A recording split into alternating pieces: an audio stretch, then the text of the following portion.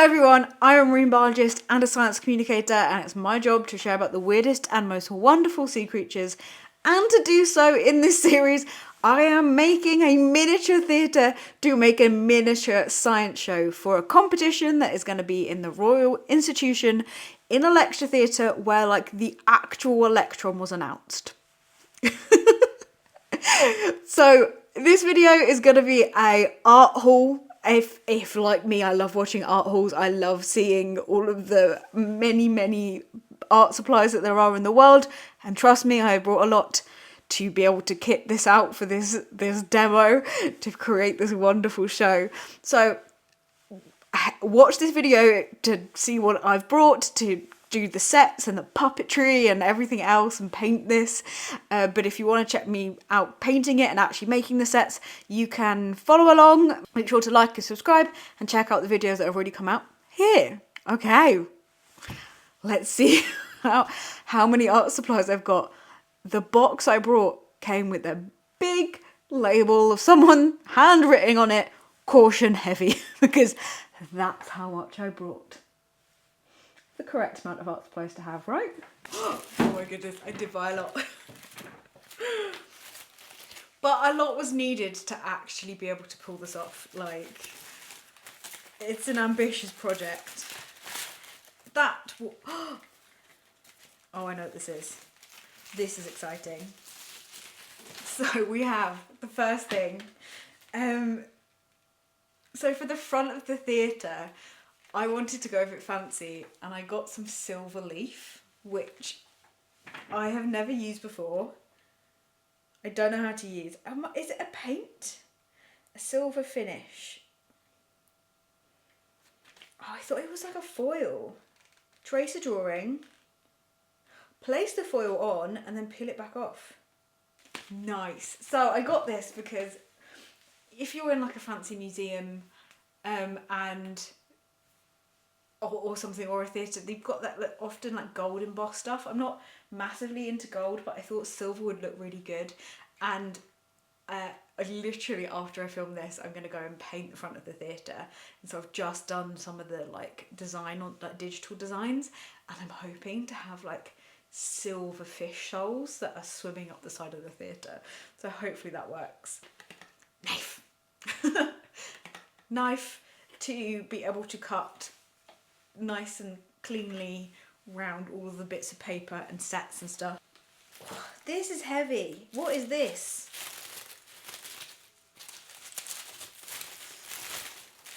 I ordered this a few weeks ago, so now I've kind of forgot everything that's in there. I think this might be gesso, which I've never used before.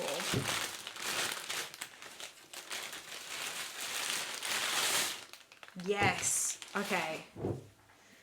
So, oh, that's so good that they like seal up the top for when they send it, just in case it leaks. So this is a primer. I've never ever used anything like that before. I've never used a primer or that sort of stuff. Nice. It's supposed to make whatever you paint it on a really good paintable surface. And because I'm painting on like, I want to say like MDF sort of wood, I wanted to give it a coating first before I paint on top of it. Next thing. Oh, great. So for the puppets and for putting stuff on there, different wire. I didn't know if I wanted like a silvery wire or a dark coloured wire to blend in with the back of the theatre. So a bit of both to mix in with them. This actually fits in really nicely with these other two things I've got. So this is like little tiny, probably get that out of the plastic actually. I'll be revealing the full details of what I'm doing kind of in the video where I talk about the story. But there are going to be, as you see from like stuff that pops up, and part of it is that I'm making clay puppets. So there should be, hopefully, fingers crossed, some clay in there. This also fits nicely with, I'm going to be doing some puppets and some hanging of stuff. So I've got what is called illusion cord.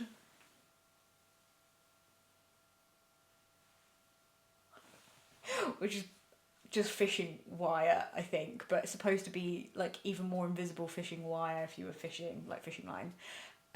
So I can use that to hang stuff up with. Oh, okay, I know what this is. This has got a great feel.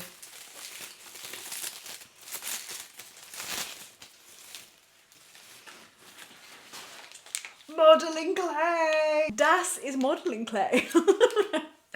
I'm so excited to try this. I've got white modelling clay and I have 1, 2, 3 kilograms of modelling clay. I am going to be making puppets out of modelling clay. And so to fit in with this sort of stuff and kind of clay puppets was like a difficult thing to get my head around because there's not going to be that movement there. So what I went and brought as well is these little like clasps.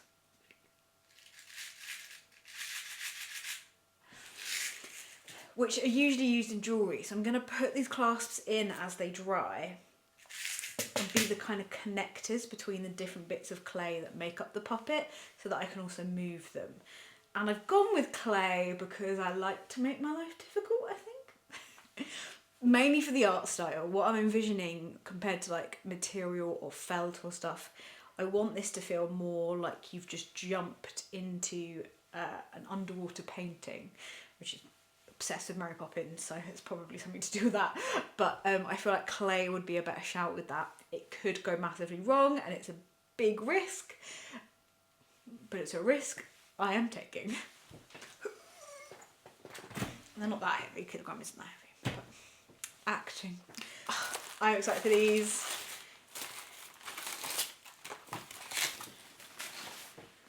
A set of Winsor & Newton acrylic paints.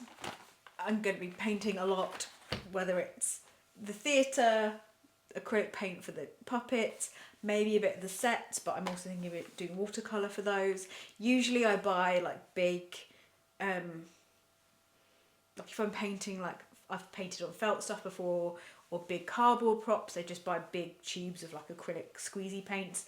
But this stuff needs to be painted to a bit more of like a picked colour specification, and there's slightly less to paint than like I usually do big giant cardboard props. So I got myself some nice coloured acrylic paints that means I can hopefully get a bit closer with the colour than my usual like bright blue or something, or bright colours. And yeah, definitely needed and excited to crack these open. I got mount board, which I have never used before, but I was wandering around the art shop before I then went and ordered it all online, so I didn't have to carry it all back. And it's like thick, durable card that you would usually mount stuff onto. But for me, it's going to be a quick way to maybe adapt some of the sets that I've got. I've got some really good, like my dad made me some really good, if you haven't watched it, my dad has made the miniature theatre, so you can go and check out that video, it's so cool. But I don't have carpentry skills, and so I got this just in case as I'm making and building the story together. If there's anything that needs a bit of extra support, or I need something that I can like slide in and become a new backdrop, I've got some mount board as a backup. It's all like miniature presents. I'm having fun. For myself, which I've brought. Also something I've never used before. Ooh.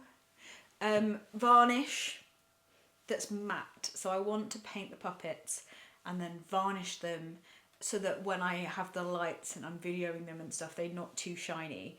It's a nice matte finish, but it also means that hopefully then the paint is going to be protected if it gets chipped or dropped or anything. A cutting mat because I don't have one of them yet, and now I have the knife for cutting, the knife. And whoa, a big A3, I think it's A3 watercolour paper. Did I buy the right one? Yes, I did. This is so that the back of the sets I can paint, you know, this is gonna fill the whole back of a theatre, so that'll be there. Is anyone else really particular about their watercolour paper? I don't like smooth watercolour paper. I find that the paint ends up, like, you put watercolour on it, and say that this is like the blob, the paint goes all the way around the outside and settles most there. It's not even across the board, whereas like a bit of texture means that you don't get that like almost outlined watercolour edge, which I don't like. But it's taken me ages to work out what I don't like. Like, this is, for those interested, it is acid-free, cold-pressed paper. There are things where it's hot-pressed or all this other stuff, and one of them I don't like and one of them I do. So now I usually buy it from, this is Cass Arts, which is an art shop. It's this colour one that they have is what I always go with, and I can never remember what it is because I just go by the colour.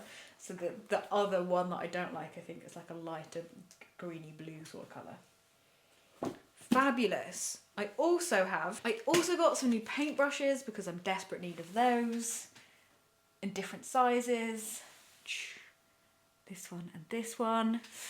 I have for many, many years just been someone that's gone and got like the cheapest paintbrushes out there, like a couple of quid for a set. And I recently invested in one or two of these Pro Art synthetic brushes. They're not overly expensive because you can get brushes that are like £20 a brush. Like, there was a definite high-end brush there. These were like £10 for both sets on offer, £10 per set on offer. But even that price jump from a couple of quid to £10, I actually found made a big difference. I was like, okay, fine. Now I'm using it, I'm spoilt by the nice brush, and so I went and got two sets. One for the fine details and the puppetry stuff, and to be fair on the front of it, and one for the kind of larger coating of stuff. I'm a nightmare with like losing or breaking brushes as well. Like, so maybe the fact that they're slightly nicer gives me more chance to not let them roll away and go to wherever the paintbrush heaven is somewhere. It's a bit like losing odd socks. That and like colouring pencils. Colouring pencils, paintbrushes and odd socks, they all are taken away by some sort of gnome. Definitely nothing to do with my ability to tidy up after I've done a load of creative things. Not related whatsoever. There are other things that I have brought in different places. We must hunt for them. We must find them. Find the art supplies. I'll be back. Found it. This is for something I've not yet revealed in the series of the video. I need a bigger bit of paper for one of the sets, and so there's a couple of sizes of, I think, A1, A2 sheets of paper in here for when we get to that. And then I went and got, God, there's so much plastic when you buy stuff. Lots of different types of modelling equipment, which comes in a lovely, nice pouch. I'm not sure why they needed plastic over all of them if you're just going to put them in the pouch, but sure. So that when I go and do all my clay sculpting, I actually have some stuff to sculpt with. I have not really done that much clay sculpting, so I'm excited to get into it. That is a mammoth art haul. Whoa.